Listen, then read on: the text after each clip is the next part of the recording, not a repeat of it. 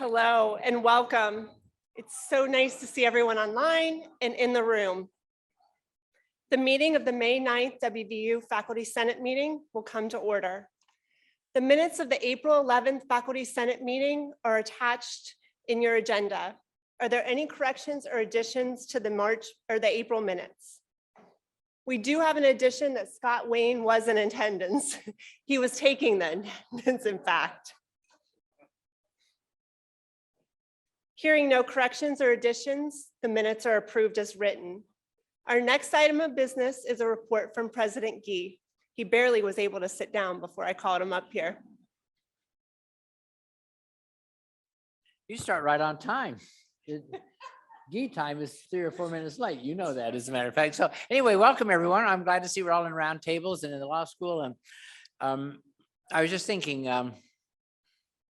when I drove in from Stewart Hall that there are all these students out there in their caps and gowns, all getting their pictures taken. 2 students are in their caps and gowns hanging from a tree. I don't know what that meant, but anyway, it's that season. It's that season. It's the season of the year in which we all see the work that we've done in living color because of the fact that we have these wonderful students transitioning into their new life. But we've given them a great education. You have led them well. And now I think that they'll go on and do really remarkable things. So I want to congratulate you as a faculty, and I say this with real appreciation about the way that you have handled it, particularly the last 2 years. It has not been easy. I don't think any of us can say that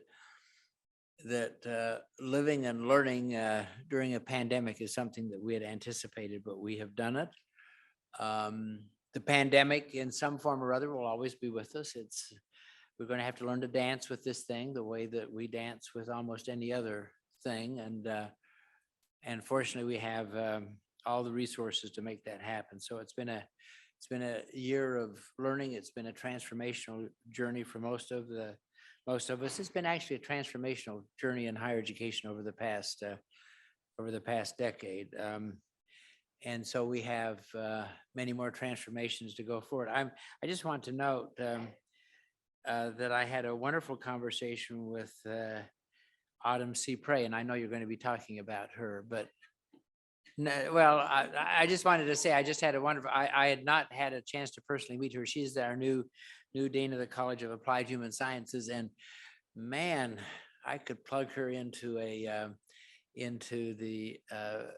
electric grid. She is just very excited about coming and being with us. So I want to congratulate our faculty colleagues and the provost and others for making what I think is a brilliant choice.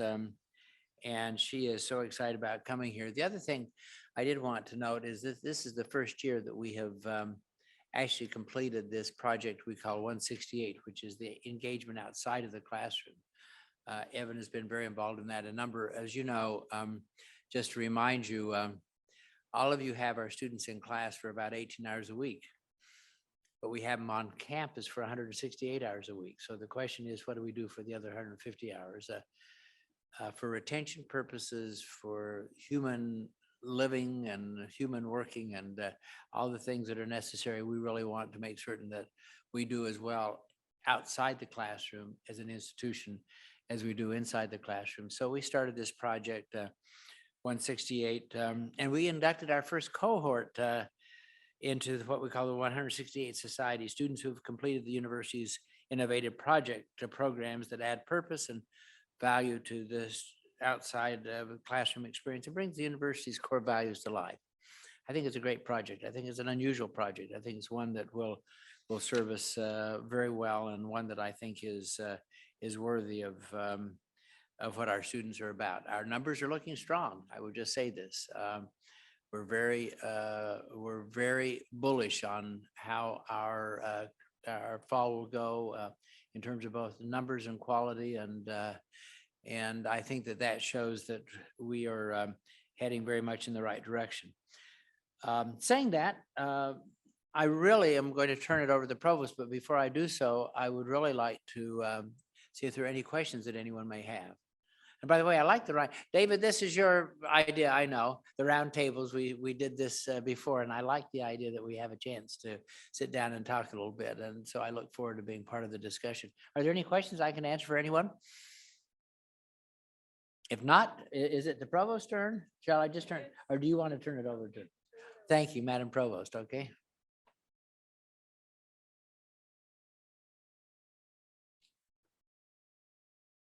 Thank you, President Gee, and good afternoon, everyone, on this absolutely glorious spring day. And to think of it, this weather as a metaphor for the COVID crisis, you know, I'd like to think that the skies are blue, the clouds have lifted, and we are entering into a new hopeful era. So as a sure sign of that, we are heading into Commencement Weekend, as President Gee pointed out. So we will have we are back to our in-person ceremonies, individual ceremonies for the college, and it's really should be an incredible moment of celebration, not just because our graduates are moving on to the next chapter in their lives, but because we've all graduated in a way from a really, really difficult 2.5 years. So I'm sure I'll see many of you at commencement, but it should be a joyous occasion.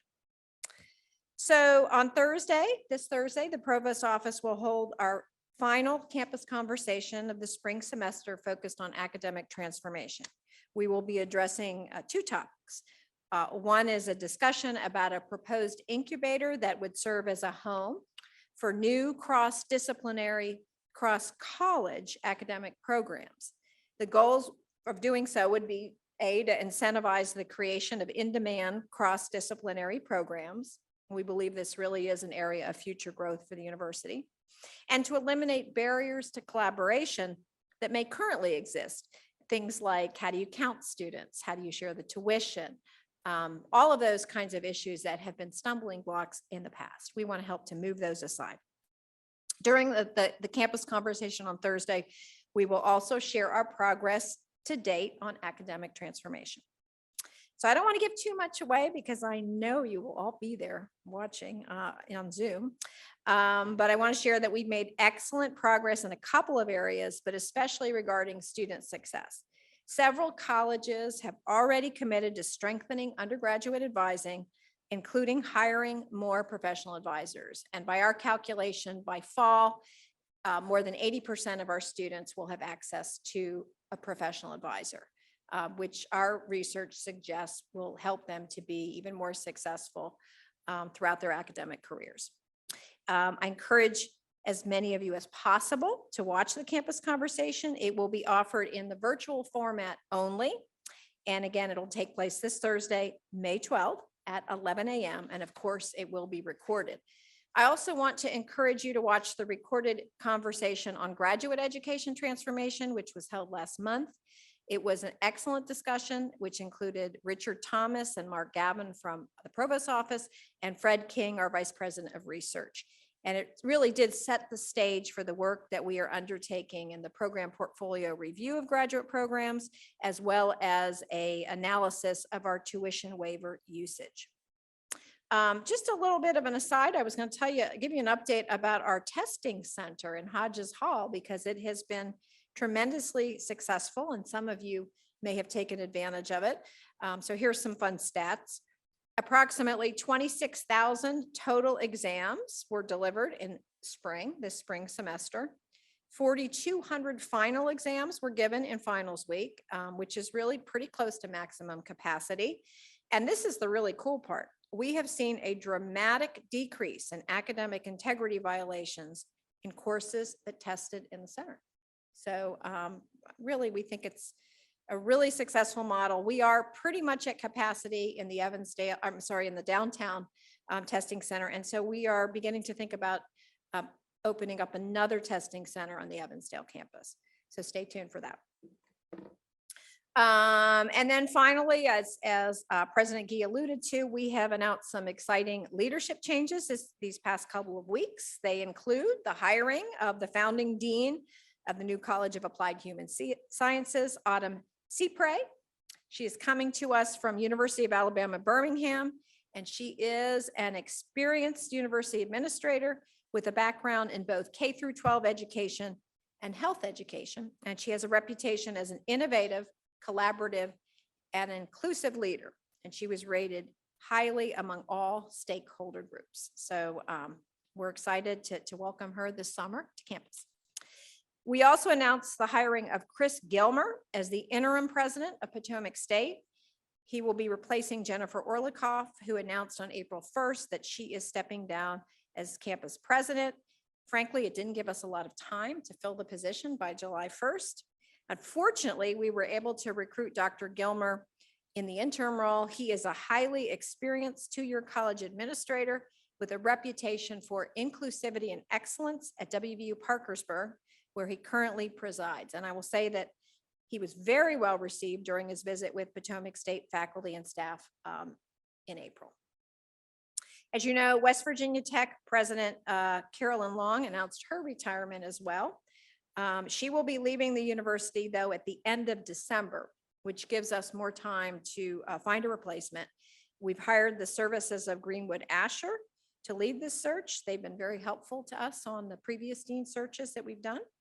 And a search committee has been formed, and the job should be posted, the job ad later this month. For the past several weeks, we've interviewed candidates for the Associate Provost of Academic Personnel position. Again, this is the position that was most recently held by Prescia Niedermeyer, and before that, C.B. Wilson for many, many years. And our team has been working well, but working a lot in the absence of this person. So we're looking forward to bringing a new person on board. Senate Chair-elect Scott Wayne served as a member of the search committee, which was really great. And he offered terrific insights on the tenure, promotion, and evaluation process from the faculty perspective. Based on the feedback from the committee and my own assessment of the candidate's credentials and experiences, I have offered the position to an individual who has accepted. So expect an announcement coming soon. And as you know, we are searching for an ombudsman to replace Jody Goodman, who is taking a leave of absence. And we have already posted the part-time position description on the WVU Careers website. So encourage any of you to look at that.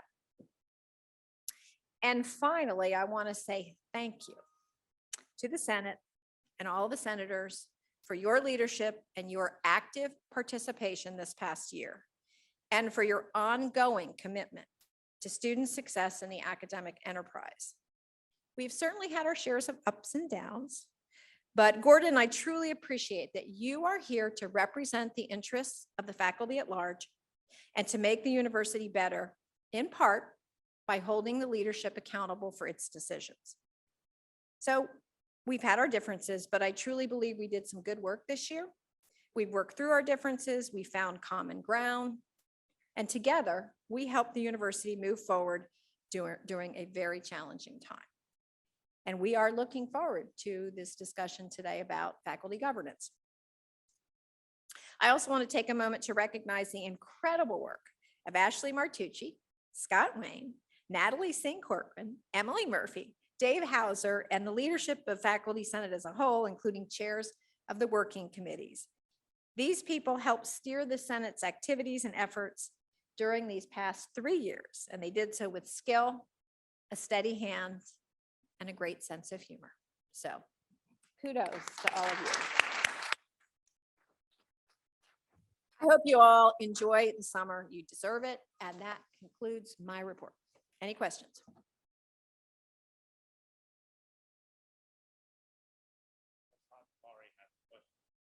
Assad asked a question. Okay, well, what is the question? Yes, thanks. Last Thursday, during the faculty assembly meeting in Beckley, Provost Neff, or Campus Provost Neff, announced that she is taking leave of absence, sabbatical leave for next semester. And you know that the position of campus He froze. to Board of Governors, Rule 3, all the sabbatical leaves must be approved by the provost, as you And also eligibility is that faculty are eligible for sabbatical leave after completion of at least 6 years of full-time employee as a faculty member at the university. She has been campus provost 4 years. I was just wondering if her request for sabbatical leave has been approved. Okay, I'm so sorry because, you know, I'm struggling a little bit with hearing. Are you asking whether whether Joan's sabbatical has been approved? Well, yes. Yeah, and you know, I'm so sorry, but I cannot specifically talk about that because I don't have that information handy, but I'd be happy to follow up and get back to you. Is that appropriate? It's Share that with perfect. the campus?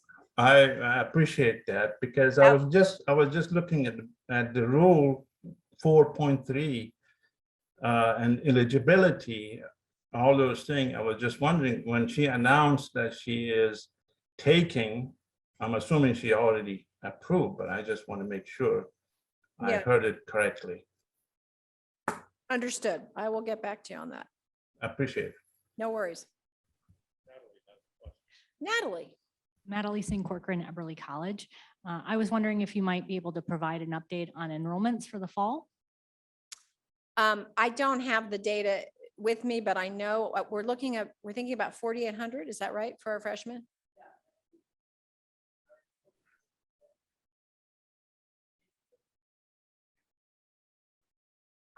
Yeah. No, go ahead. You have this data handy.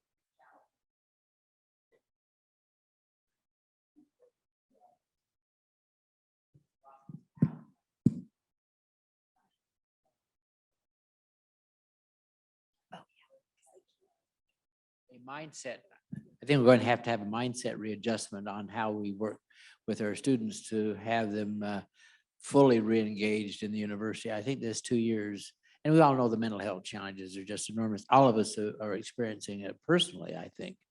And so how do we get people back into a more positive rhythm? I think that's going to be the issue. So our enrollment numbers are strong. Our retention numbers are strong. Now our faculty will have to work with the provost's office and our students to see if we can get them back into not calling up and saying, gee, you know, I don't want to go to class. There's sort of that mindset we've got going on right now. Thank you. Yeah, I think we were saying that our numbers are close to 4,800 so far for freshman class, which exceeds our goal by about 200 students. So we're in good shape. Anything else? Okay, everybody, thanks.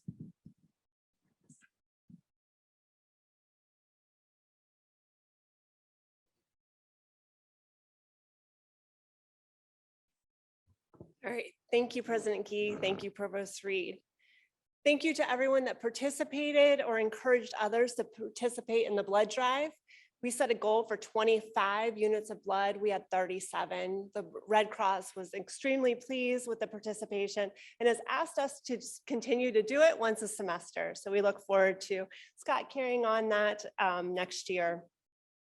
Committee chairs will be doing their presentations or their annual reports at the May exec meeting. The reports will be shared to the Faculty Senate in the fall. We will not be having a June meeting. I know everyone will be sad, but I'm sure you'll be doing something else that'll be equally as fun as Faculty Senate. But if there are curriculum items that need approval, Robin and the curriculum committee, we're working together and we'll send out a Qualtrics form for approval. So today is my last Faculty Senate meeting. I started writing something. I threw away a lot of things. I deleted a lot of things. It comes with a lot of emotion over the last year. I've seen a lot of things. I've been supported by amazing people. I've been around amazing, inspirational people at this university, and I am so proud to be a faculty member at WVU. So I'm not going to be able to do it. So I'm not going to be able to talk about it. I look forward to supporting Scott next year and Frankie as she moves forward on their journey. And thank you to all of you for trusting me to represent your voice. Okay.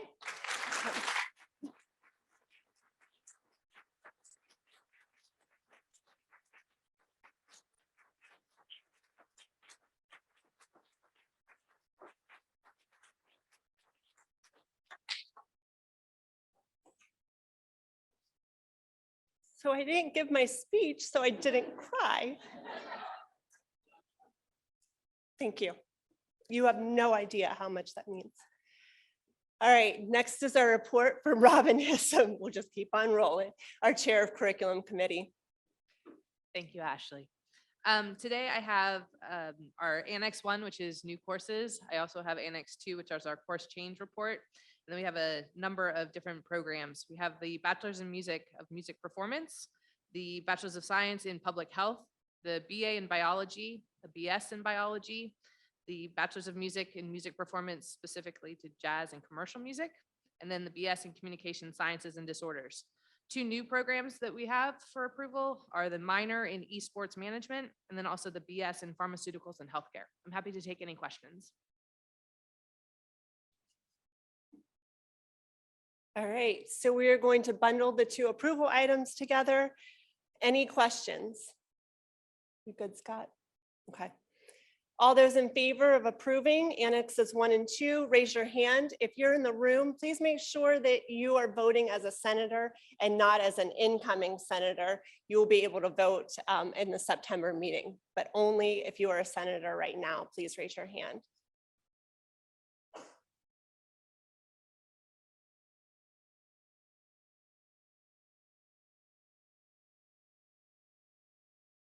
With 32? 52. Okay, 32 in the room, 52, and they've passed. Thank you, Robin. I appreciate all your work. And I will say we do have items for the June meeting, so do be prepared to look at those virtually. So make sure you're looking for your email from Faculty Senate to approve those items. Thanks, Robin. Next, we'll hear from our JEFCO chair, Amy Welsh. Hi, everyone. We just have one item. It's a for information item. It's course honors 202, the biology of aging, which is coming under Jeff Area 2. Any questions for Amy? Thank you, Amy. Next, we'll hear from the taco chair, Marina Peralta. Thanks, Marina. Good afternoon, everybody. I wanted to present Annex 4 for election, and I wanted to provide some feedback for those of you who are new senators. So last year, we ended our Faculty Senate in June with an anonymous approval that faculty could opt to include an optional text to describe how the ESEI questions could be have some limitations and could foster more intrinsic bias from the students. They were kind of questionable. Therefore, TACO mission this year has been to develop a new tool that really can help faculty to gain feedback about our classrooms and our students without putting in jeopardy any faculty with negative comments from the students. Again, why should we be using a tool that it seems that nobody last June agreed that was a useful one? So we have been working really hard during this year. So let me be transparent and show you how we came up with that solution. First, we investigated all our peer and aspirational institutions and see what actually we're using to gain feedback from the students. We collect data, approaches, and educational resources for 15 institutions: University of Baylor, California, Iowa, Kansas, Kansas State, Michigan, Oklahoma, Oklahoma State, Ohio State, Oregon, Oregon State, Texas, Texas Tech, TCU, and Virginia Tech, as well as literature and scholarship in the field of how to gain student feedback. We found that the majority of the students, the universities, mentioned that they were moving away from students' evaluation, but they were developing new tools. On the second step, we kind of compare and contrast all the different constructs. And we decided to come up with which of them we actually found more useful. And we found that the University of Oregon shifted from the 5 Likert scale study to a category of questions with only 3 points. In their reports, they share that this approach, or just asking to students what was helpful on your learning, this educational tool was helpful, not helpful, or neutral, reduced significantly the amount of negative feedback from students, from 21% to only 1.5%. So that was one of the issues we were looking for. But in addition, students were providing more feedback to the classroom, to the faculty, about an increase on participation more than 61%. So what DACO did was we pull out some of these questions. Again, some of these constructs were very long, and some of the wording was challenging for the students to understand, like active learning. Sometimes the students don't like, what is active learning? So we kind of spelled those things for them. And that is what we have developed. Again, this is based on a tool that has been already implemented for a few years at the University of Oregon. So again, the first thing we are doing is we are getting rid of the word evaluation. Students are not evaluating faculty. They are providing perceptions. They are providing feedback. We also want to foster a positive environment between the students and the faculty to realize that is something that we hearing them, we are helping them. At the same time, we are providing them feedback of why some tools have to be required. The third thing we wanted to do is to be mindful that different settings, right? We have different faculty teaching online, in person, clinical, arts.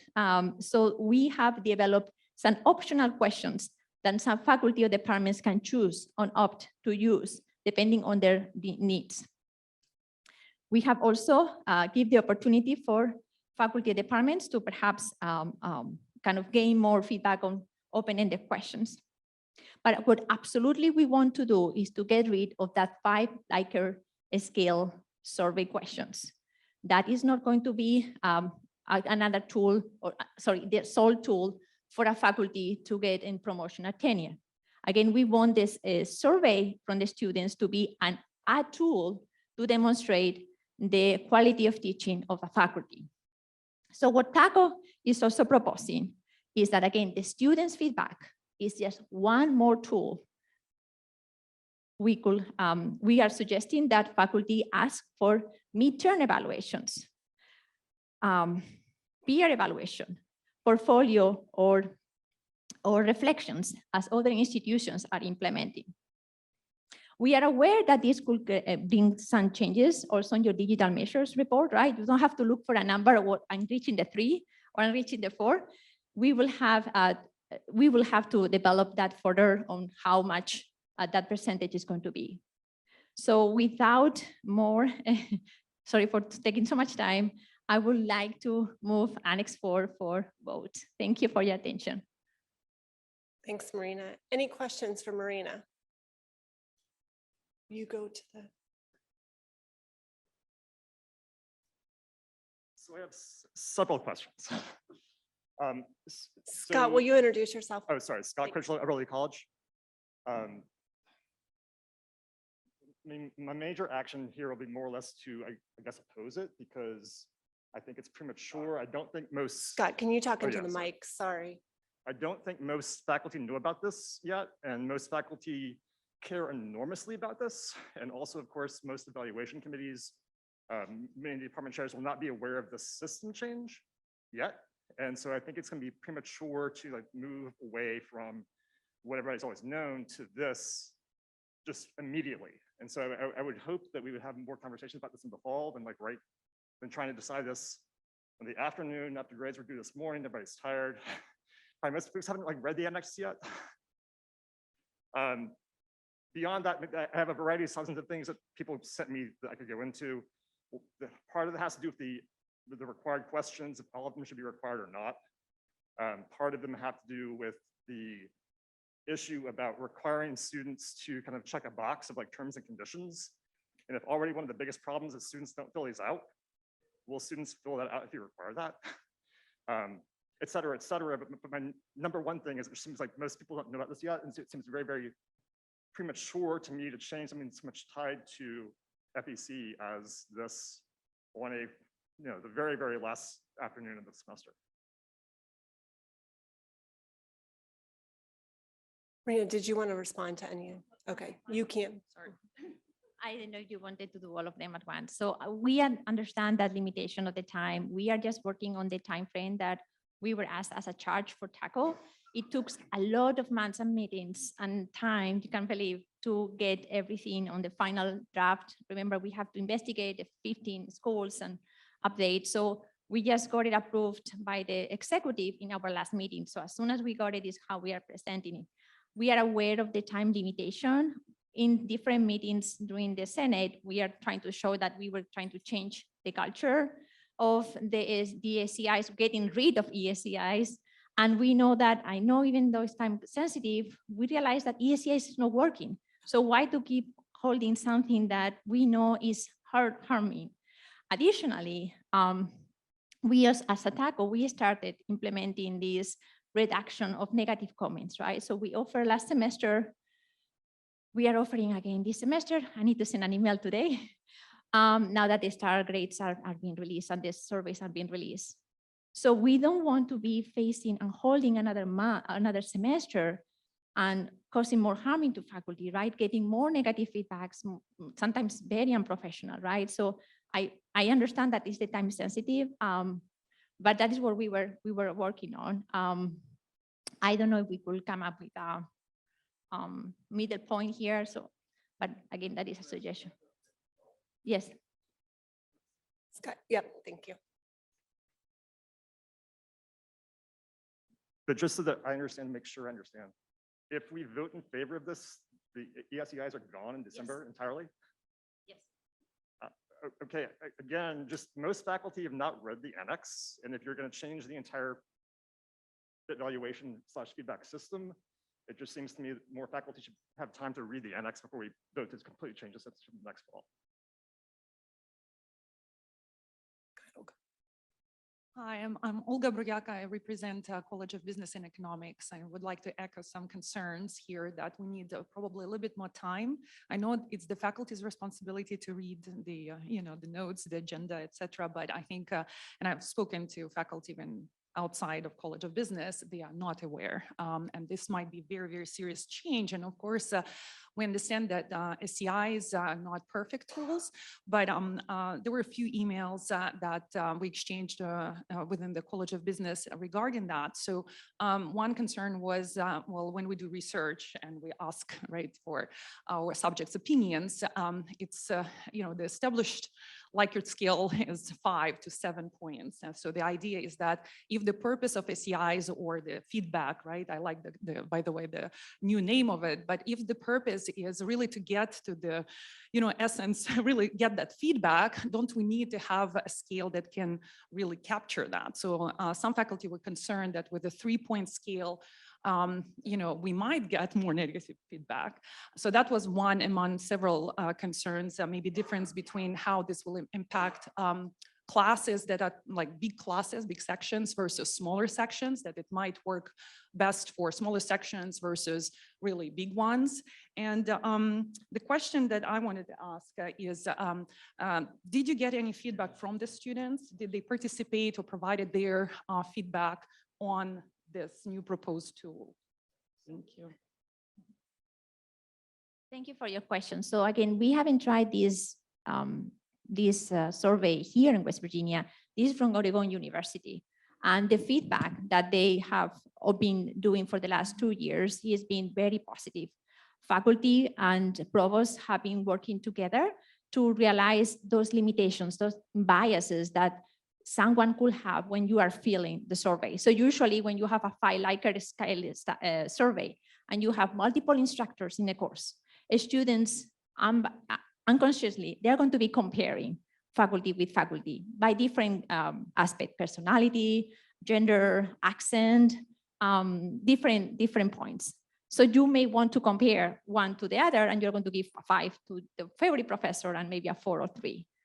In matters of the Likert scale, I understand that majority of the surveys are going to be 5 or 7, but look at this question. We are not looking at 1, 2, or 3. We are saying, is this technique useful or is not useful? Is neutral?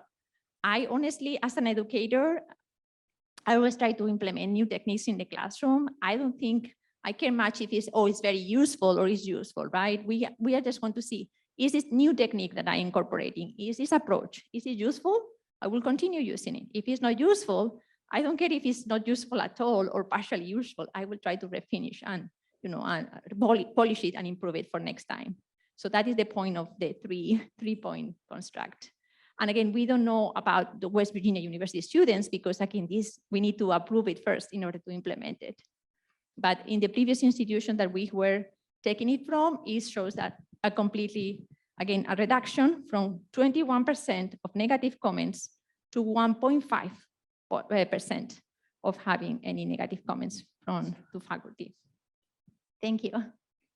We do have a few questions online as well. I just want to point that out. Is this about this, Frankie, too? It's about the taco, right? Yep. Okay. And then we'll go to the online. Yeah, Frankie Tack, College of Ed, College of Applied Human Sciences. I want to just remind everyone that the reason TACO undertook this is because it was becoming more and more apparent that the bias toward non-white, non-male, i.e. female, people who have English as a second language, the research is deep on the bias against those faculty members. And I'm sure that can be provided to you if you'd like to read that. A lot of this predates my service on Senate, of course, but from what I understand, we've been kind of chipping away, trying to figure out what to do with SEIs for a while. And frankly, I think we've hit on it, and that's we need to dump the thing. It's biased against a large swath of people that teach at WVU. I guess we can argue Likert scales, but I too feel like I've never quite known what somewhat means. To me, it's positive or it's negative. So I just stand in support of the work TACO has done this year. I know that it has been very time involved and has been underpinned by a lot of research. And I do think it is responsibility of faculty to read the items and communicate to their senators. So when we come, we can speak in support or opposition. Thank you. All right, Mary Ann Downs, online. Thank you very much. I think Frankie actually made all of the points that I was going to make very eloquently. There are resources available on the Teaching and Learning Commons giving that feedback and the research that was used about how students do not understand, and there is no correlation between student to student as to when they strongly agree versus they're neutral, or if they're neutral and disagree, and they don't have that kind of a difference, and they're not educated as to how to be good evaluators. And having this new tool, I think, is really going to help with that. Also, this is not necessarily a final tool. It's going to be used and tweaked from the proposal that's given. So it's not necessarily that this is what's going to be around forever. It'll be reviewed and evaluated after it's implemented. So I thank the committee very much for what they've done, and I hope we do move forward. Thank you. Rose Casey. Hi, yes, Rose Casey, Eberly College. Thank you so much to the TACO committee, or TACO, for all of this work. I'm sure it's been a lot of labor. I have said before that I am deeply concerned about SEIs because of how biased they are and all the research that shows that. And I know that my colleagues are as well. So the people that I'm here representing. I do have a couple of points of questions about clarifying questions that I hope you can help answer. So I have three, and I'll put them all at first, and I'm happy to expand. My first question is, are we effectively getting rid of SEIs? Is that what we're proposing here? My second question is, it looks a bit like we're still keeping SEIs. So how is this new proposal different than what we currently have? And my third question is, what will this look like for FECs? And I ask this for faculty evaluation committees or evaluation at the college level or the provost level, the university level. And I ask this last question because I know that that a lot of the resistance to getting rid of SEIs comes from FECs wishing to have an evaluative tool, or even quite frankly saying, we have to keep SEIs because that is what the university is wanting. So just to sum up very quickly again, first question is, are we effectively getting rid of SEIs? Second is, how is this new tool substantially different to the SEIs that we already have? And 3, what is this going to look like for FECs? Thank you. Thank you, Rose. So may I ask you, answering the first one? So yes, these will be replacing the ESEI.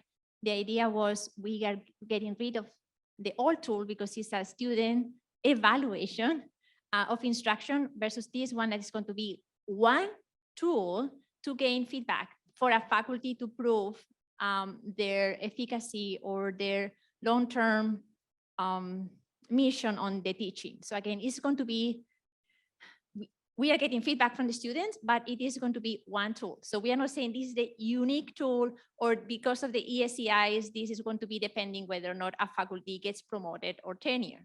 So we are saying, again, we are reinforcing the TLC and the provost office is also working on identifying other instruments, again, showing your teaching portfolio, demonstrating peer evaluation, a scholarship of teaching and learning, right? That is how you can demonstrate you're excellent in teaching, not just by gaining the feedback from the students. Did I answer your 3 questions? I kind of mix them, but. So, sorry, just to follow up, I suppose it seems to me, aren't these just still SEIs by another name?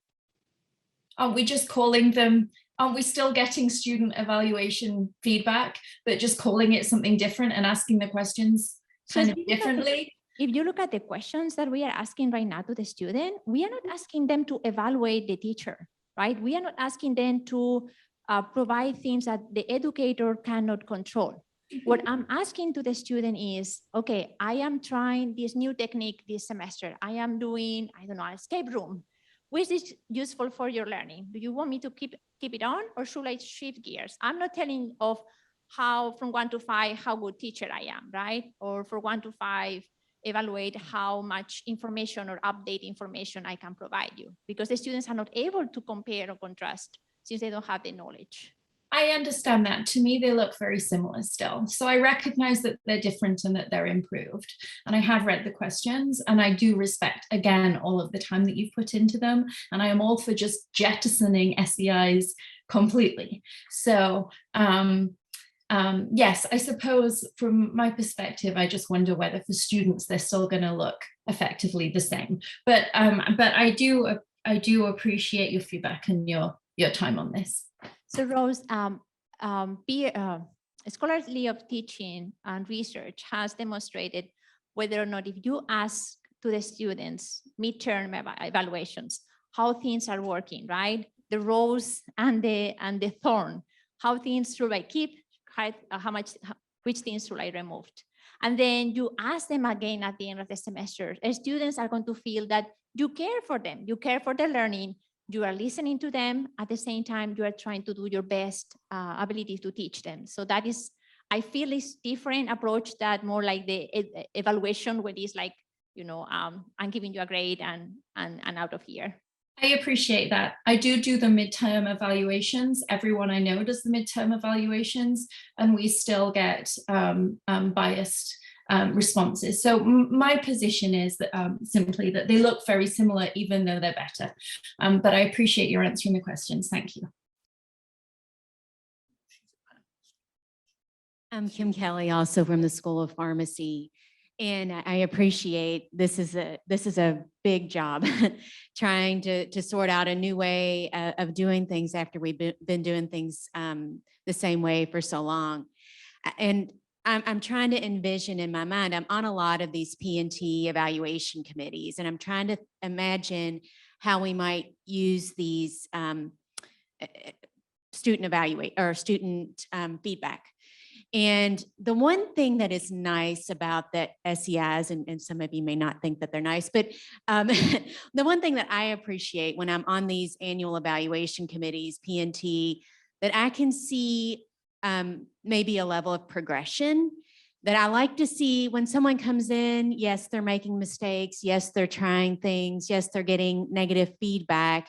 But eventually there is some progression you can see in their teaching, and maybe they're trying new things and they're getting better.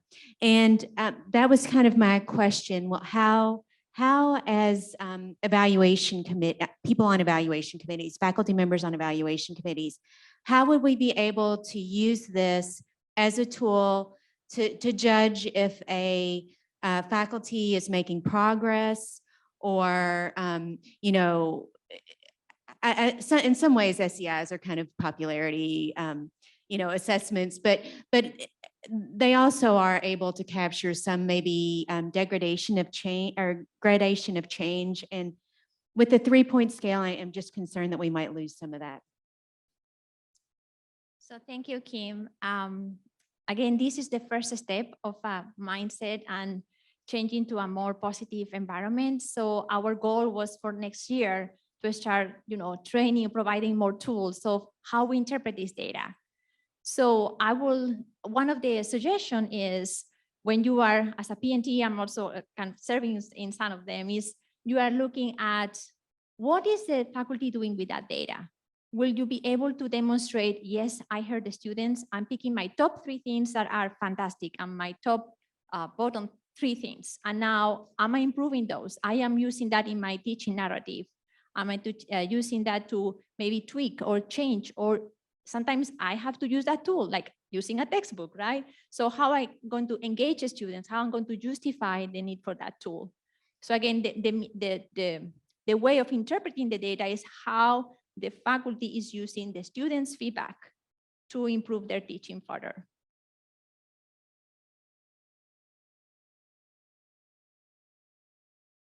Okay, good afternoon. Anne-Marie Hibbert from Chambers College, and I'm part of a team here, so we have a number of questions. They're not standing near you, Anne-Marie. No, they'll be coming up because we have a proposal that they're going to bring to the front. But I want to thank TACO. I think they did a phenomenal job over the past year working on this. And I really appreciate the effort and time they put into it. We got, as Olga spoke to earlier from Chambers College, we got feedback across the board. And some of them have been addressed, so I won't read all of them. And they're on both sides of the debate.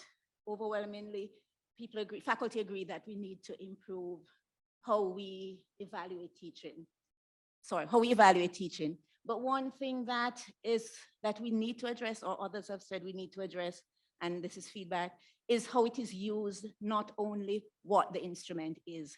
So even when we change the instrument, if the P&T committees continue to place so much weight on the results, we're in not much of a better shape.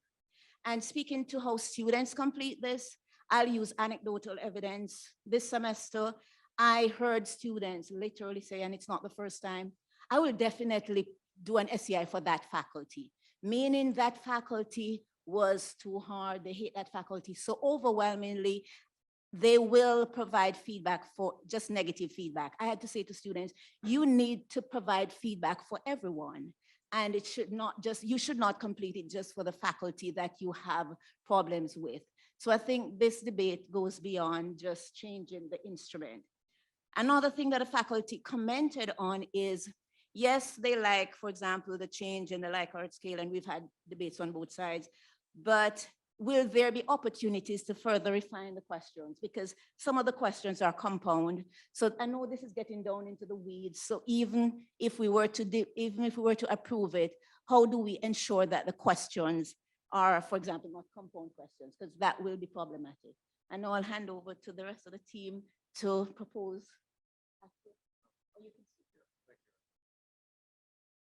Tom Zenny, College of Business and Economics. I don't think I have a proposal necessarily, but I do want to, oh, okay, it's coming. I do want to comment on a couple of things. As we mentioned, our colleagues in the B&E had some concerns over the change in scaling from 5 to 3 points. And I think kind of to Rose's comment, is this just an SEI in sheep's clothing, right? But ultimately, there's a lot of things that can get worked out, I think, afterwards. This is an excellent first attempt at revising this. And I congratulate and applaud the TACO committee for all their hard work.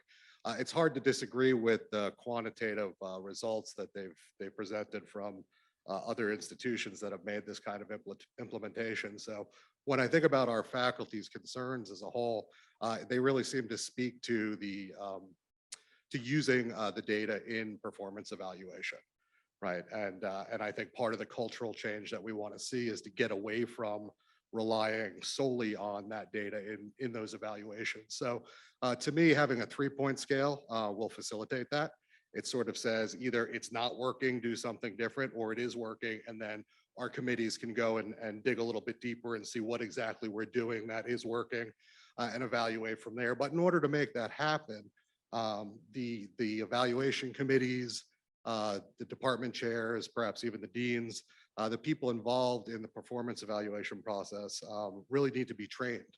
And I would encourage this type of effort to be reinforced through some kind of collaborative training between the faculty and the administration in really bringing about the cultural change. So I don't see the issue as with the scale or whatever tool we use, but we do need to pick something new. And this sounds like a good option, and then train people how to use it. And that would be what I would encourage. So thank you.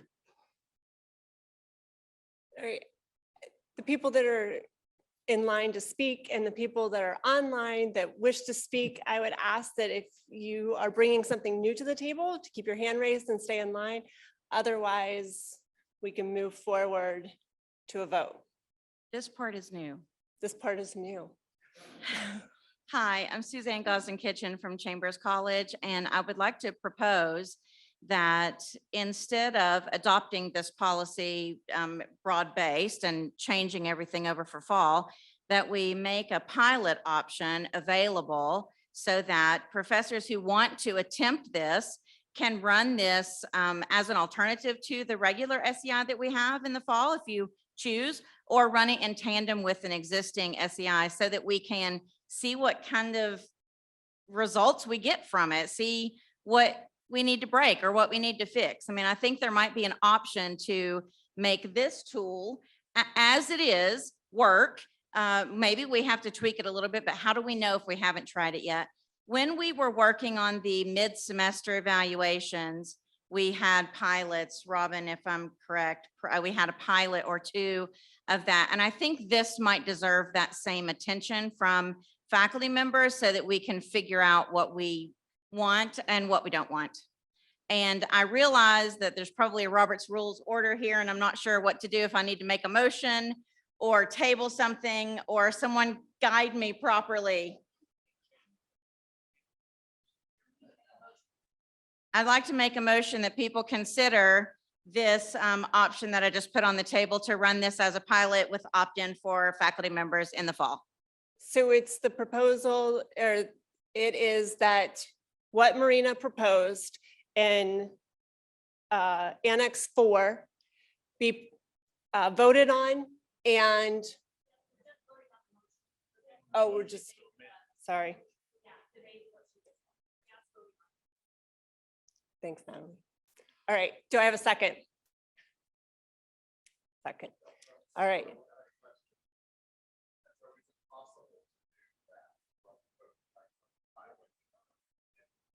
I think we're going to talk about that as soon as the second comes through, and then we go to question. Second, all right. Will you go to?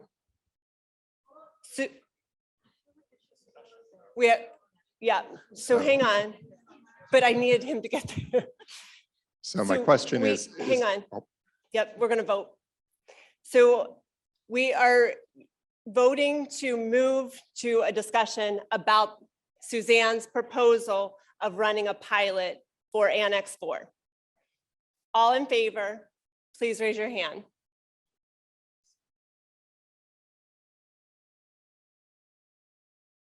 Yes, to discuss it. Thank you, Frankie. The pilot. Yeah, okay. All right, go Okay. ahead. I already said it, I think, but just with the system, is it possible to run the old system in tandem with a pilot? Will the system handle that? I think we would have to ask Brian Meredith or not Brian. Kathy Fletcher. Kathy Fletcher. Kathy Fletcher. That sounded like Melissa. Melissa, I'm here. Could you answer the question for us about running a pilot with the 3 scale in combination with some faculty using the 5-point Likert scale with the old questions in the fall? We could definitely run that as 2 separate projects. I'm assuming that those being in the pilot would opt in, and we would continue to have all the other ones opted in as usual, and those who might have a reason to opt out can opt out if they can justify it. So similar to the early semester where people could opt in or opt out? Correct. Right now with the early semester tool, it's still totally voluntary, and only the instructors who opt in will have surveys available for their students. Any other discussion on the proposal? Yes, I need to be recognized. Oh, okay, so we have a lot of people with their hands raised, and I'm not sure if they have their hands raised because of the vote. If we could lower those, thank you. All right, Parviz. Yeah, thank you. For some of us who've been here for a while, I was the chair of the SEI committee in 1998 through 2000, when we went from paper to hybrid and eventually we came to ESEI. That's what we have today. So what we did at that time, and that's 22 years ago, and I'm not telling my age. What we did at that time, we picked a college and did a pilot. And me being from engineering, we picked the engineering. But I think engineering is a very good college for a pilot for this type of things, because you have so many diverse faculty, so many classes, graduate, undergraduate, so many classes, large and small. So yes, she took my thunder. Yes, I think we should do a pilot, and we should do it on the college, and then, or, whatever, but I am all for the pilot, and then evaluating the result and bring it to the Senate, and then we take it from there. Thank you. Thank you. Mark Olfert. Hi, yes, Mark Olfert, School of Medicine. I guess my question is for the TACO committee, and this, the question still applies whether it was the first question or whether we're on this new amendment with this Likert scale. What does a neutral rating mean? Because I personally wouldn't take neutral as bad, and from some of the things that I've heard with having to train the FEC, people and the groups that would evaluate the faculty, if someone got a 2.0, and effectively, even though it's a 3-point scale, it's really from 1 to 3. So there's really 2 points that distinguishes the difference between the very lowest score, which would be a 1.0, since there's not a 0, and a 3.0, which would be the best possible score. So if someone gets a 2, which is right in the middle of that as neutral, does that mean everything is going well? I appreciate your question, but let me re-explain the survey interpretation. So rather than looking at the average of your 1 to 3, what is your middle point, I will encourage faculty to see how many students out of my whole class have agreed that this technique is useful. So maybe I have 70% of my class thinking, hey, this active learning was useful, or this debate was not useful at all. Maybe I have 70% doing agree or disagree. For neutral, I will consider that it was not, the student didn't care. This didn't affect their learning, right? So what I'm looking here, again, is to look at the extremes. What techniques are most useful so I can keep using them, and which techniques are not useful at all, I need to reinvent them. I need to use them differently. So again, I'm not looking for the average between 1 to 3. I understand that that was the old thinking. In this case, I'm looking for percentage of students that consider this is useful, 70%, 60%, 50% versus non-useful. So again, it's a different calculation and mindset. And that is what I will be pulling for my teaching portfolio, or my narrative. So, I mean, I appreciate that, and that sounds interesting, but I guess I wonder, and I don't have the numbers you know, as a physiologist and not necessarily a person with training in education per se, many of us are thrust into the education role with our scientific background. But I could see, for example, someone having to take a class like we offer in physiology, where there are different sections. There's a muscle section, there's a cardiac section, there's a physiology section, and they're particularly interested in going into a field, let's say cardiac. And so my section all of a sudden is not beneficial for them, even though it's required training for the course. And so, you know, they could answer this as neutral, whereas because the vast majority may not be interested in that topic, but other instructors may get a higher rating of 3, even though the quality of my instruction versus that instruction could be exactly the same. And so you have students copying, if I heard you correctly, evaluating it based on their perceived benefit of course material for whatever their personal inclinations are. So that raises some concern with me in terms of this evaluation process. And again, I'm not an expert here, but I do recognize that the current SEIs might not be the best tool that we have. So thank you for your answer. And it makes me feel that I am in my field. I am from the School of Pharmacy. I teach pharmacology. So students always prefer the clinical, the hands-on, how to give the vaccine, versus the science behind the vaccine. That's what I teach.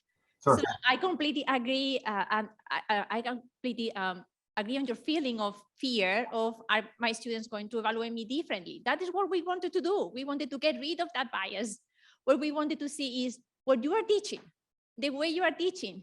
Is that helpful for the students or is not? Is nothing to compare with how they are doing with the interest in, I don't know, cardiovascular or pulmonary.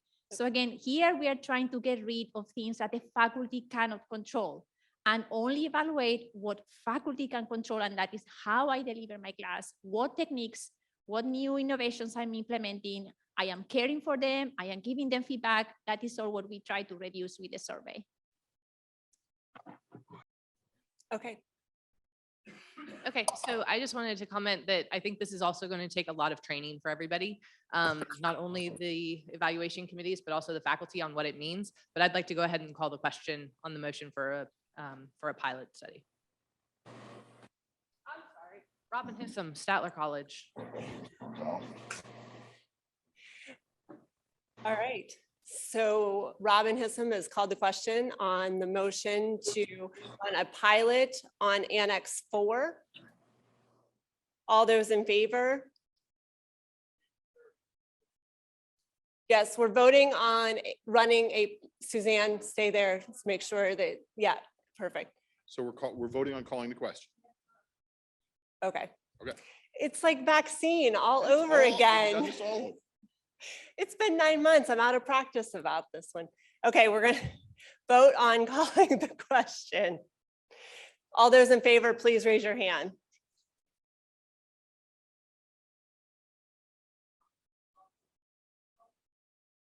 That's to stop the conversation on the amendment. We're going to stop And move to a vote. and move to a vote.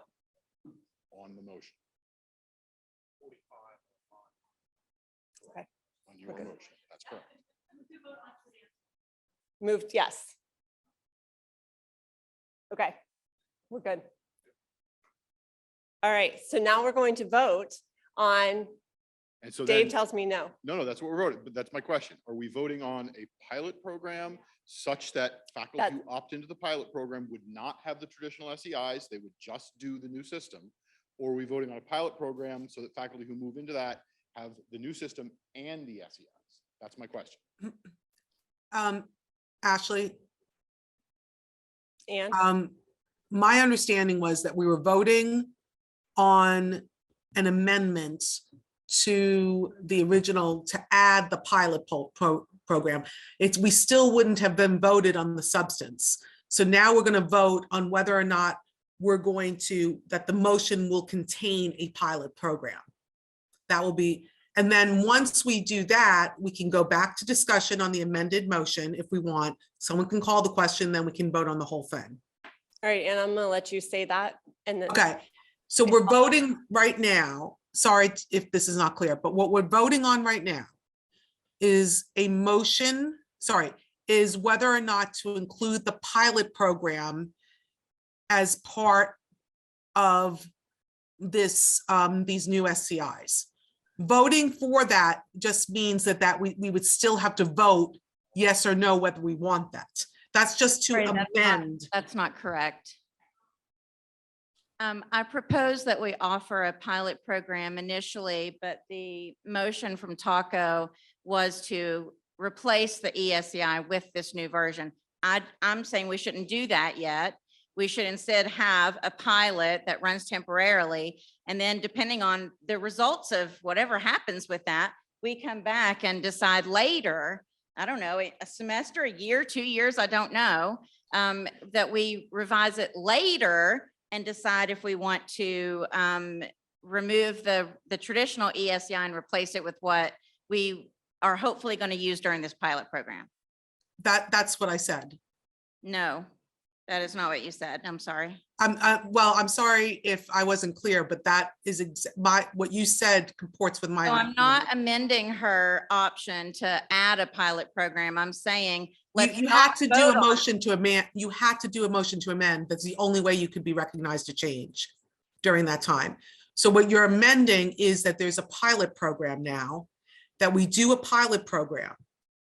on Annex. Still will not, we have to vote on that pilot program. I'm just telling you procedurally, that's how you have to do it. I agreed, but we're not voting to add in the new feedback form in lieu of the ESEI.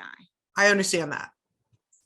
Okay, do you want to make clear what you intended so people understand what they're about to vote on? I am simply proposing that faculty members in the fall semester have an opt-in to use this new feedback evaluation in a pilot. And that could be done in tandem with the existing ESEI if Kathy Fletcher can work that out, or it can be in place of it. I don't care either way. I have to pick one. I'm going to say choose the new form in lieu of the ESEI as the pilot and opt in for faculty members to do that in the fall. Okay, so let me see. Suzanne has proposed that we are going to vote on a pilot program for implementation. The new form will be in lieu of our current SEIs. Optional. It's an opt-in pilot. All right, let's go over this again. It's going to include an opt-in pilot program for implementation. The new form will be in lieu of the current SEIs. If you opt in, yes. Okay. And I feel like it needs to be clear that that we should delay voting on the Annex 4 as it has been offered to us. The pilot does replace that motion for now? Okay. So we're voting to include an opt-in pilot program for implementation We're moving the new form the new form will be in lieu of our current SEIs. All those in favor, please raise your hand.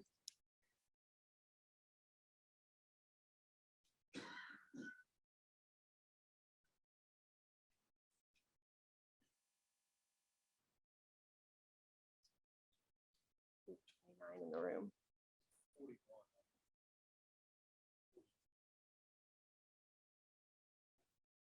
Okay, that has passed.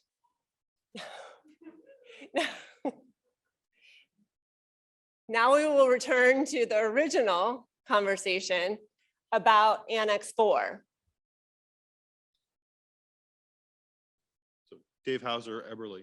I won't make this a motion, but I do think that Taco should work with the Provost's office to talk to the deans directly, since some faculty will be opting into this program, assuming this passes in general. It's probably very important that the deans sort of get a straightforward update direct from Taco about what these changes are, so that they can make the FEC process work, since these will hit, I mean, these new forms will hit for the fall semester, and FECs and college FECs are going to need to respond to that. I'm going to recognize Provost Reed. Will you come to a microphone? Provost Reed, will you come to a online can't. I'm just thinking from a practical point of view, you've got, if individual or faculty can opt in, it is going to be kind of challenging, I think, or opt out for the FEC committees to evaluate the file. And I'm worried this is going to negatively impact those who are going up for review. So I am wondering, is it possible, the way that the motion has been stated, it appears that a pilot could take many forms, right? Is it possible that the way that this pilot is introduced could be explored after the vote? So for example, could we talk to the deans, maybe colleges?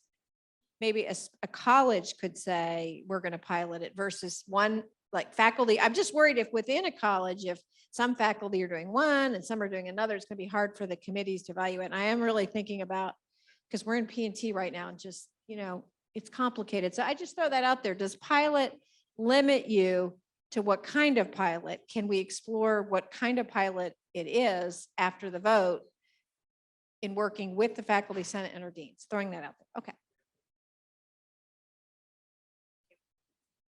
Dave asked what was my intention.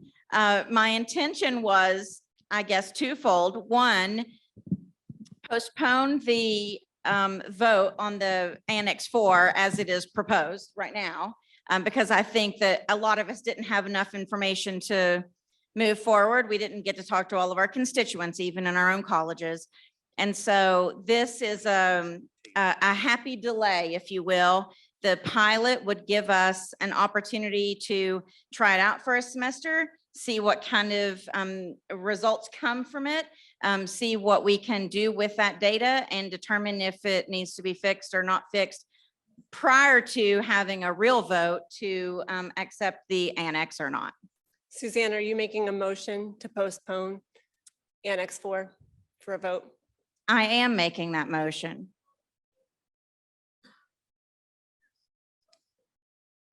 There is still discussion, so I'm fine to hear that discussion, but my point was I wanted to delay it so that we had time to figure out whether or not it's useful, whether or not it's going to give us the kind of feedback that we're looking for, and so forth. As a teacher, I think that would be very useful for me. And so the pilot program, I think, is very important. And I personally don't think we should vote on Annex 4 right now. We should instead just try the pilot and see what happens, and then come back with a report about the pilot and then move forward after that. I second that motion.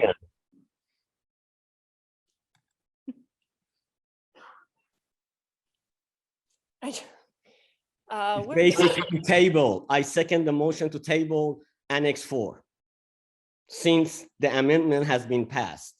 Thank you.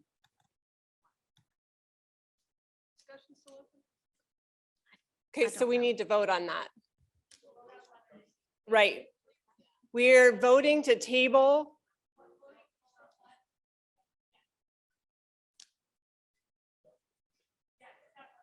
Okay, now we're going to discuss whether we're going to table this.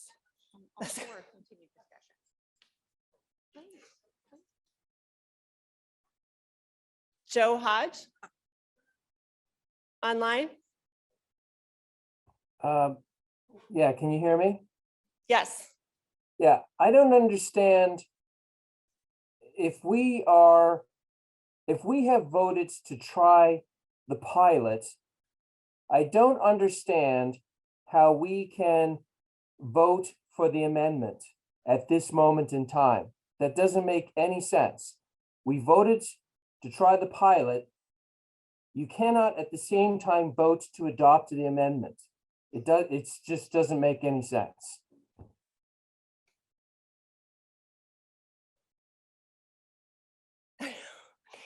Ann LaFaso? That he's right.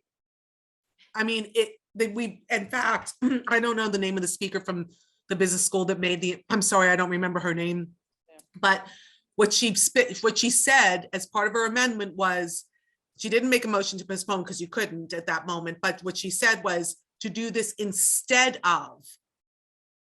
And so effectively, we voted. I mean, we can technically vote on that, but then we would have, if it goes the other way, we have literally a conflict.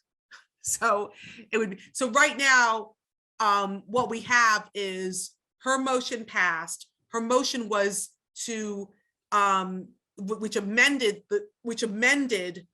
the first one, right? Annex 4 was that instead of a program, we would do a pilot program.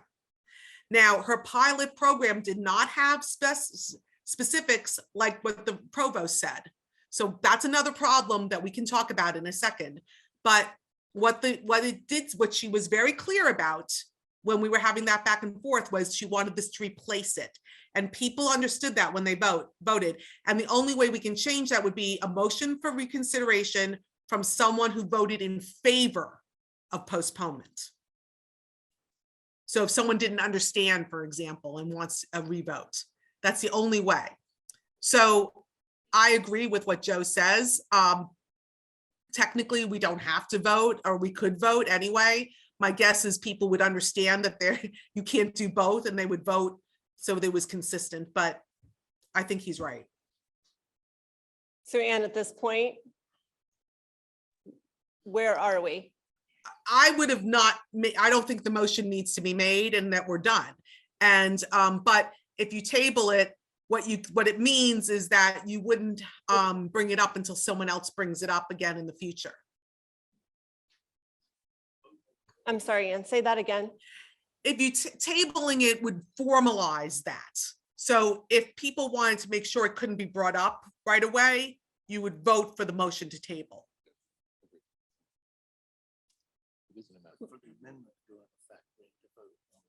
Ashley? Right. So we still have to. If I'm not mistaken, and certainly Ann can comment on this, the motion was to amend Annex 4. That passed, right? And so if we table it at this point, nothing happens because nothing has passed. So if we want to move forward with the pilot program, we still have to pass the amended Annex 4 in order to have a pilot program, correct? We voted to amend, we have to vote on the amended, we do have to vote on the amended, wait, hold on. We voted to amend the bill, but you're right, we didn't vote on actually passing the amendment. You're right, you're absolutely right. Okay. Good catch. And we have to both discuss and vote on the motion to table, which has been seconded.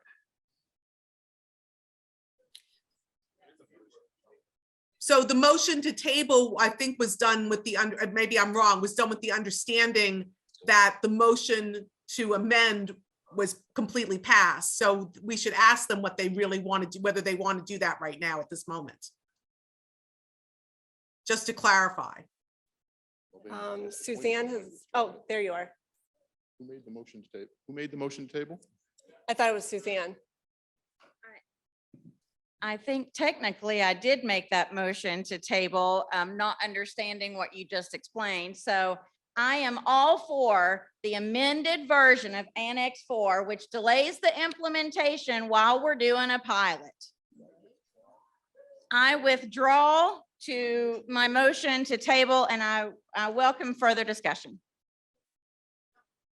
So, or not, or we can vote.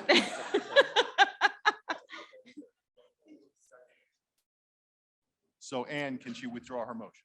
Yeah, I think that I don't think, my understanding, Suzanne, I don't want to put words in your mouth, but I thought you didn't understand that that's what you were doing. And now it sounds like you do. And so you want to say, look, I'm withdrawing that. I didn't understand.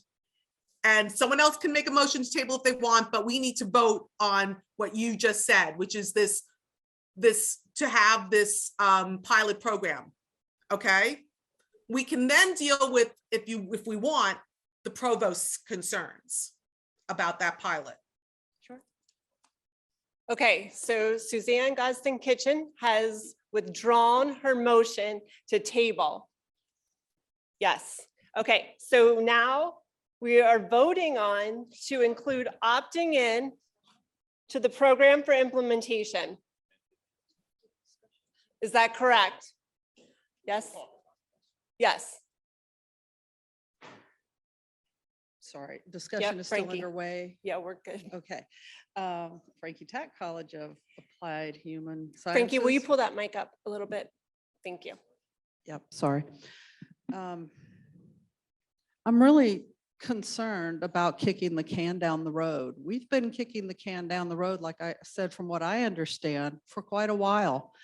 And I mean, Suzanne, I appreciate where she's coming from with the pilot. I also realize what she said. She said, and then we could see, and maybe in a year or 2 years, who knows, sometime down the road, do this. You know, I think there are some concerns, but why not just move forward, do it in reverse, see if the thing works. And if it's not quite right like it is, tweak it up in the next cycle, because at a minimum, we're going to be a year. We're going to kick this down the road another year. And all those inequities that certain people are likely experiencing and don't even know they're experiencing are going to continue. And we talk about this impacting P&T. This is right in there. This is the heart of DEI work. This is the right in there of doing these things, making the changes. And to the whole issue about the number, whether it's a 2 or a 3, I have to just say, this is part of the culture change. You know, not all colleges do it the same way, but I've heard there's some colleges that literally there's like a point scale. And if your average is this or this or this, so we're really tied to this mentality of a number as opposed to improving teaching. And I think that's really what this whole endeavor is about, in addition to equity. So I am really in opposition to waiting. If we want to run a pilot, I mean, I'm just not sure how we could do that without that pushing this another year or 2 down the road. Thank you. Okay, there's a question in the Q&A. Have you done surveys? I think this is just for reference to Marina's presentation. Have you done surveys with underrepresented populations, both instructors and students in WVU, considering some changes are in the name of addressing the bias towards the underrepresented populations? Have you verified with them to see whether they agree with the current version will address the bias or may magnify the bias under the process of changes?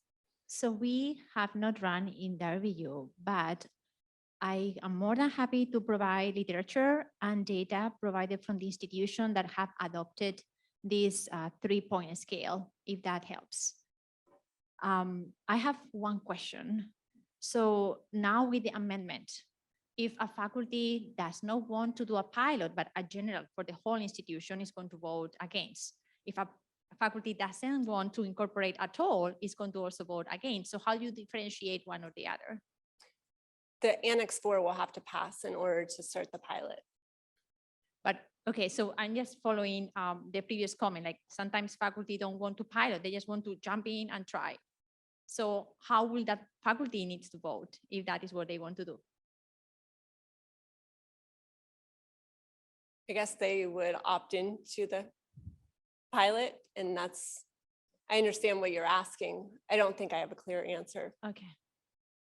And then replying to the feedback.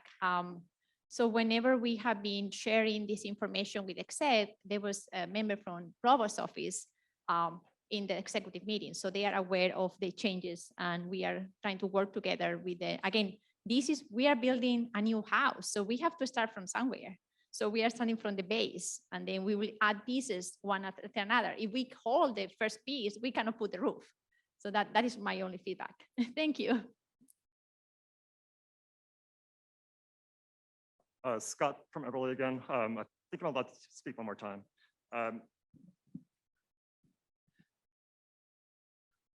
Generally speaking, I'm very much in favor of Suzanne's idea for the pilot. I think it's all coming from a good place.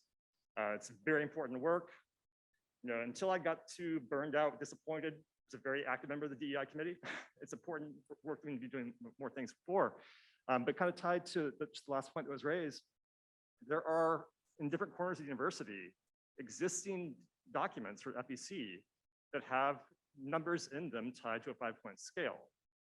People are under legal obligations, as far as I'm aware, and they've signed contracts. They're aware that that's like what the scale is.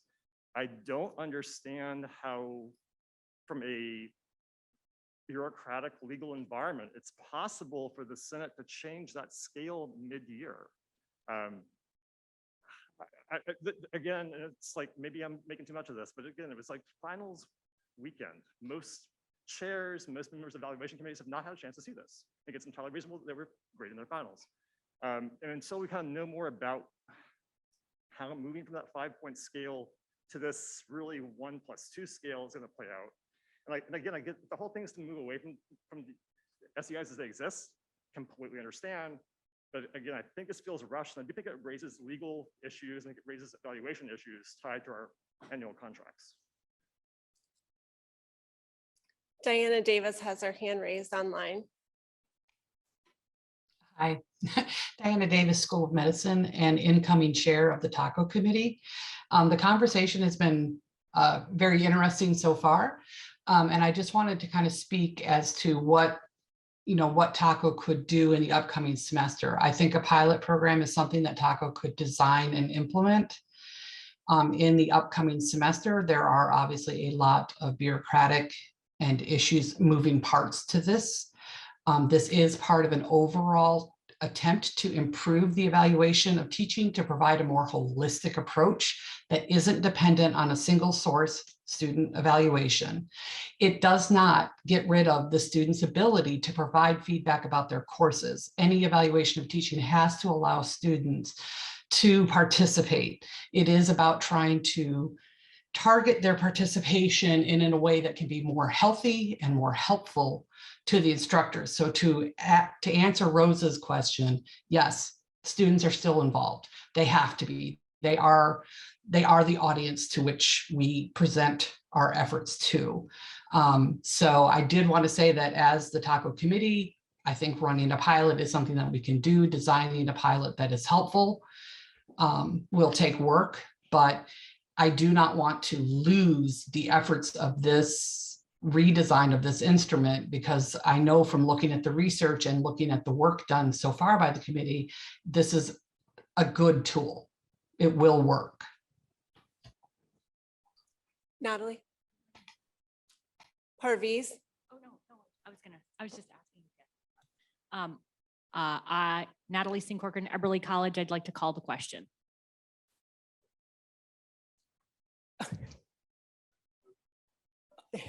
All right, we're going to vote on calling the question. Well, what is the question? I mean, what are we voting on now? So I thought we were voting on implementing the pilot study, right? Because we were debating it. We already did that. Right. So, The amendment, Madam Chair, can I be recognized? Wait till I finish, please. So then I would, if there's no question to be called, then I move we end discussion. Can I do that? Can I do that? Do we have to vote on that? Do we have to have discussion on that? I guess is a better question. No, we can go to vote. All right, we're ending. This is a vote to end discussion On what motion? on Annex 4. On The item original- 4. With the amendment that was passed, right? Correct. Yes. Okay. the amendment that Okay. was passed. Thank you. All right, all those in favor, please raise your hand.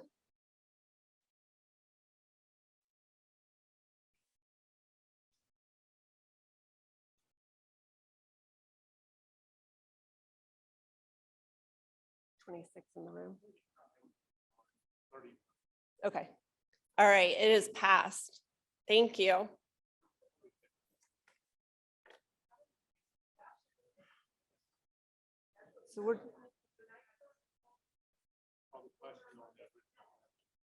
So now.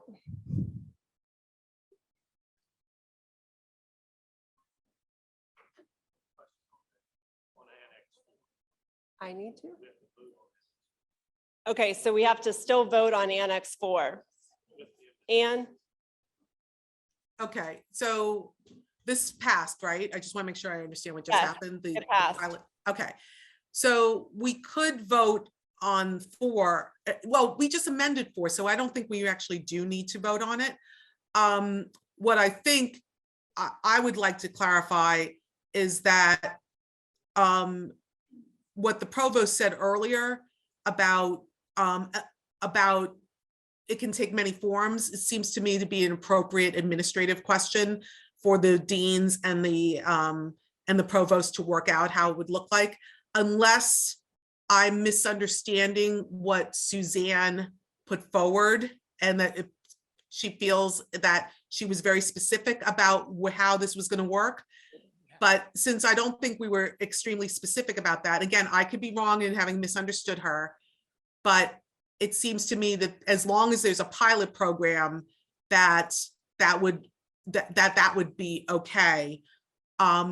Or someone can bring a motion right now of what that pilot program would look like if they wanted to. And if we move to vote on Annex 4 with the amendment, does that take care of this? You can do that. I mean, that's what people essentially just did, but that's fine. I think that's We exactly. what voted we- to end discussion, not on. Oh, I'm sorry. I thought that's what passed. Yes, we need to vote on Annex 4 as amended. My apologies. Okay, so we ended discussion and we're moving to vote on Annex 4. Yes. Second, Scott. I'm sorry. I was talking to Matt, the former parliamentarian, while you were doing that, and I thought that vote had happened. My Okay, apologies. so all those in favor of passing Annex 4 with the amendment, please raise your hand.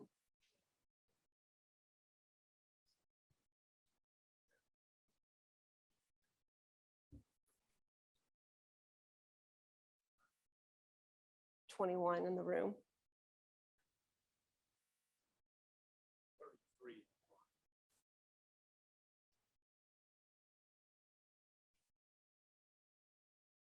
That's not enough.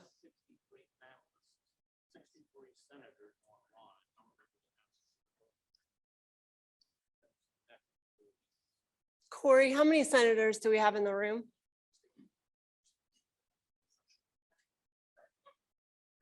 It's close enough that we need to make sure.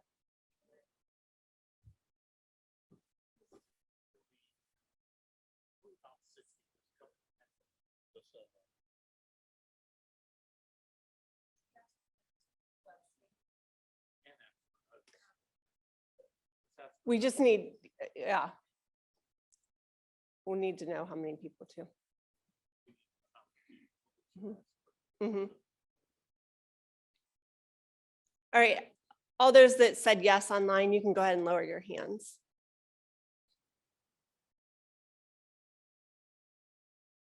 Corey? 36 in the room. 96. Okay.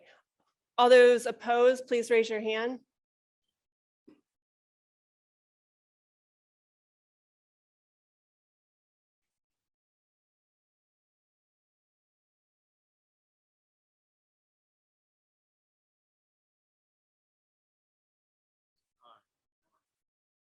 Okay, 4 in the room.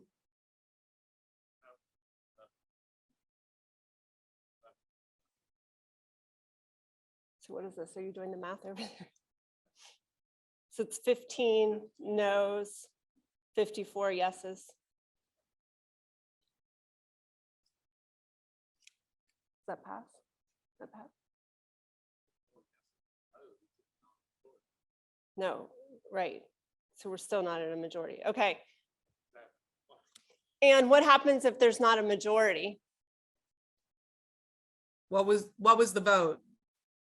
54 yes, 15 no, 96 people, 96 senators. It's who votes. It's just simple majority. All right. There is quorum. We're good. Yeah, Okay. as long as there's a quorum. So Annex 4 with the amendment passed. So then the next step is to deal with, well, someone has their hand raised, so I'll defer to that person. Hey, Lynn, I'm not sure I pronounced your name correctly. I'm not sure if you have your hand left up.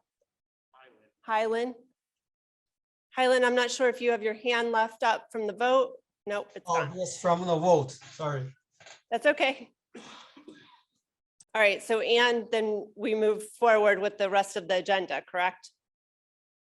Yes, and the only thing that, because the provost brought it up, to clarify is unless someone wants to state an objection to this, would be that the provost can deal with this with the different colleges, as she suggested. Have fun, Mary Ann.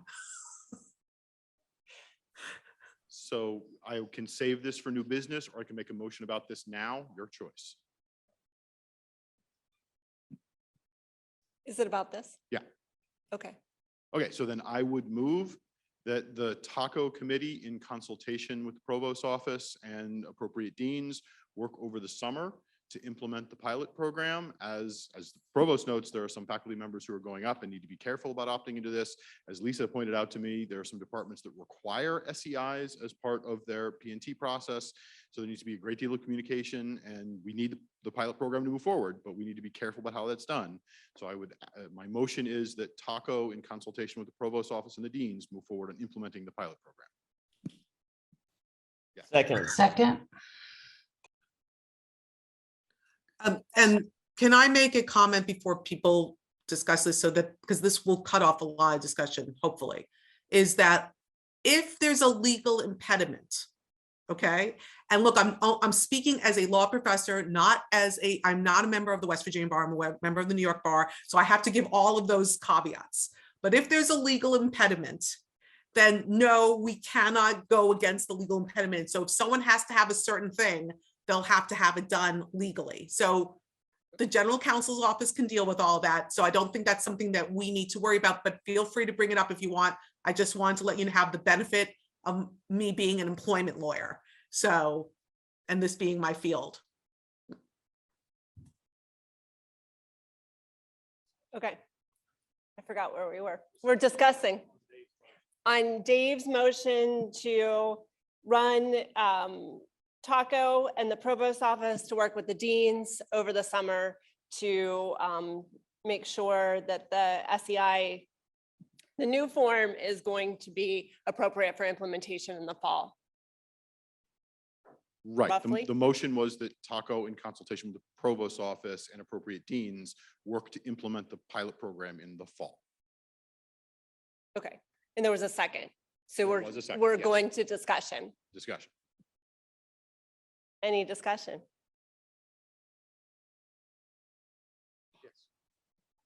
I recognize Emily Murphy, past chair, not a senator, but she deserves to be heard. So I think if we're proposing for a committee to be working off contract, some of us on TACO are only 9-month employees, that we need to consider a possible stipend for TACO to work or meet over the summer.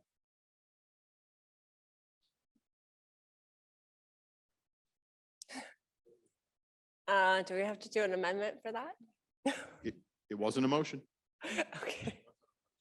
is a mere suggestion. Any other discussion? All right, Dave.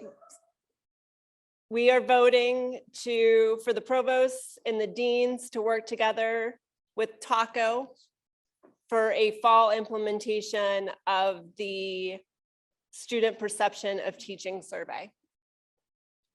Okay, all those in favor?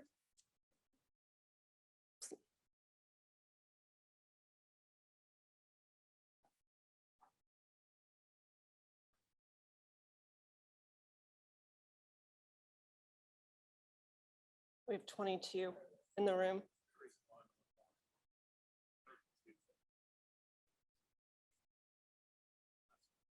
All right. All those opposed to the provost working with the provost office working with Taco and the deans for a fall implementation of the student perception of teaching survey, please raise your hand. That's a no vote.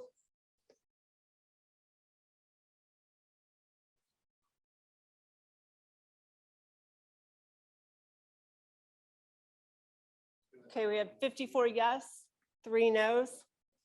Is that right? Okay. Okay.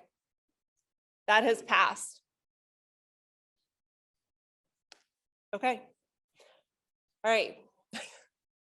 I'm afraid to breathe in case something else comes up. All right, next we'll hear from the Committee on Committees, Anne Marie. Oh, and she's running. I'm literally running. My report is very short. I don't have any votable item. I'm just asking, we have a number of senators who are currently not serving on any committee. As you can see, it's in the committees that the sausage gets made. If a lot of these could have been ironed out if you were in tackle, please, we need some more senators on the committees. Thank you. Thank you, Anne Marie. Next, we'll hear from our faculty rep to state government, Eloise Elliott. Thank you. My report is shorter than Anne Marie's. I don't have a report. Thursday, I will be attending the HEPC meeting in the morning and the ACF meeting in the afternoon. Thank you, Eloise. Stan is not able to be with us today. At the board meeting, we heard from Provost Reed about numerous celebrations and awards throughout the university, academic transformation updates regarding advising and graduate education, the modernization update, the approval of the bonds to finance capital improvements, approval for WVU athletics to increase the budget for the Coliseum Courtside Club, extension of the Sodexo contract, and approvals for several new programs. The next meeting is scheduled for June 24th. All right, and just a couple of statements. We're going to congratulate Frankie Tack on winning chair-elect. Her term begins on July 1st, 2022. She will also serve on the Board of Governors for a 2-year term starting July 1st, 2023. We congratulate Dave Hauser on continuing his position as Faculty Senate Secretary. Thank you, Dave.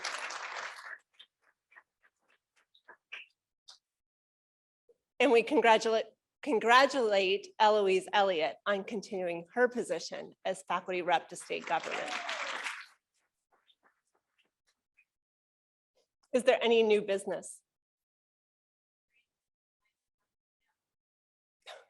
Ukraine vigil at 7 p.m. in front of the Mountain Lair, Lisa? Yes, in front of the Mountain Lair, sorry, Lisa DiBartolomeo, Eberly College.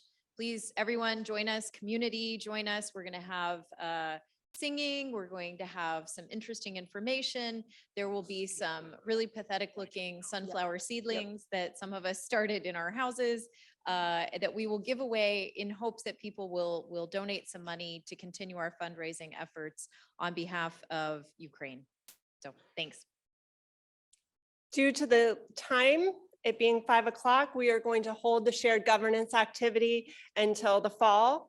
I apologize. I know that people had that were excited about working on that, and Dave has put a lot of time and effort in the shared governance committee along with Melissa Latimer.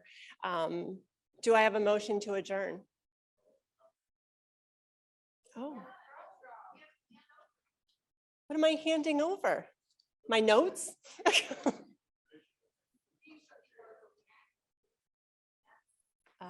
Sorry. Congratulations, Scott. Thank you. Do we have a motion to adjourn? We are adjourned. Have a great summer, everyone.